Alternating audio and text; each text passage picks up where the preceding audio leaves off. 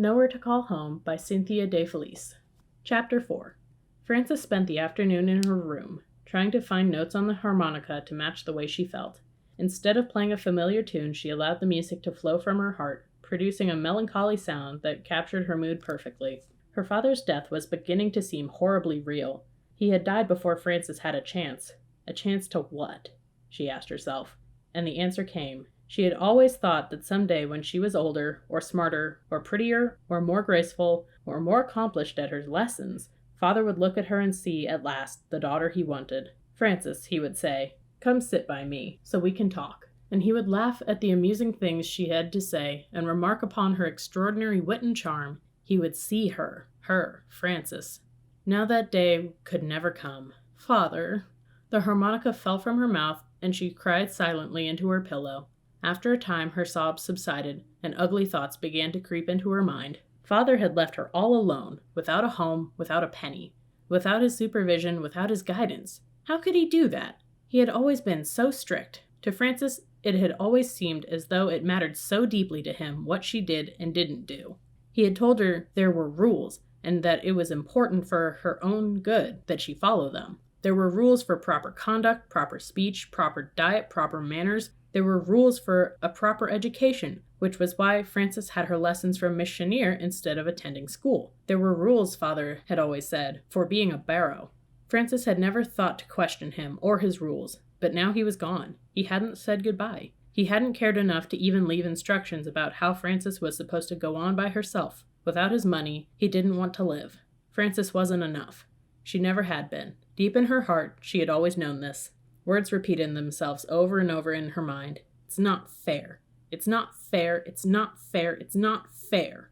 It was frightening, the way her sorrow began to transform itself into a horrible black anger that crawled through her belly like a snake. A reckless, angry voice said, "Father was a coward." She was surprised to realize that the voice which had spoken aloud was hers. "It's true," the voice insisted. Father, who had never seemed intimidated by anything or anyone, had killed himself because he was afraid to live without his money, and suicide was going against every rule Frances could think of. "I guess I'll have to make up my own rules," said the daring new voice that came from inside her. "I'll decide what it means to be a barrow." That evening after supper, she stole downstairs to the servants' quarters in the basement and knocked at the door to Junius's room. When he opened it, she said, "Junius, are you really going to be a hobo?" Junius looked startled, then laughed. "I expect so," he said. "Isn't anybody hiring gardeners? What with the hard times and all." He looked at her with curiosity. "Why are you asking?" Frances didn't answer the question, but instead asked another.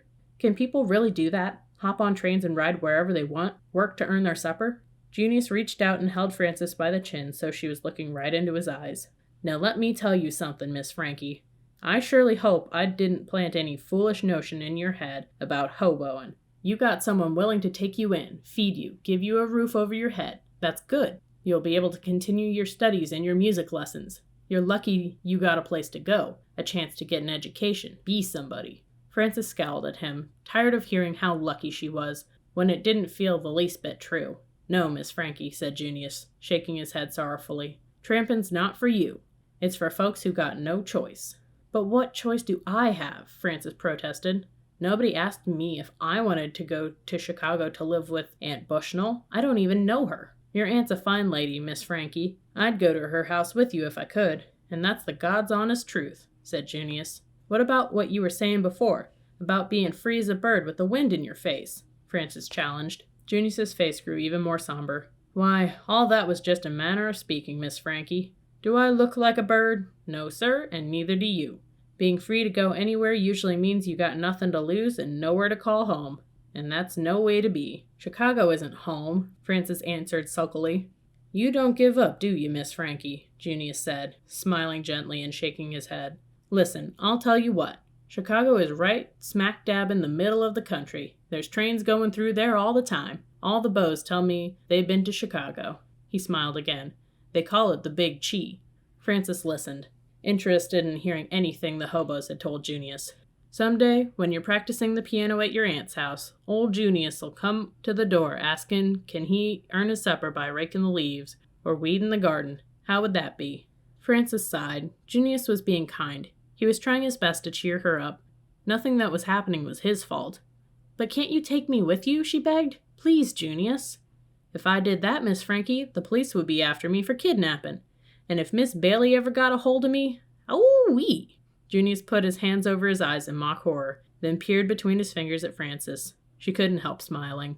Junius's expression turned serious then. "Miss Frankie," he said, "you give Chicago a chance, you hear?" Frances looked at his face, filled with kindness and concern, and tried to smile. "Yes, Junius," she managed to whisper. Back in her own room, she climbed into bed. Lying on her back, she stared at the high plaster ceiling, trying to remember something, anything about her aunt. In the absence of a clear memory, she saw instead her father's chilly blue eyes and stern expression. Would living with her aunt be like living with her father? Probably. Her father and Aunt Bushnell were brother and sister after all. There would be the same rules, the same routines, the same instance that it was all for her own good. But Frances didn't know what that meant any longer. Now that father was gone, Frances could see that it was the servants who had been her real family, even more so than father, more so by far than Aunt Bushnell. And now they, Junius, Bridget, Mary, Miss Bailey, and Gordon, were lost to her too, along with father. Junius had said tramping was for people with nothing to lose and nowhere to call home. And that, thought Frances, meant her.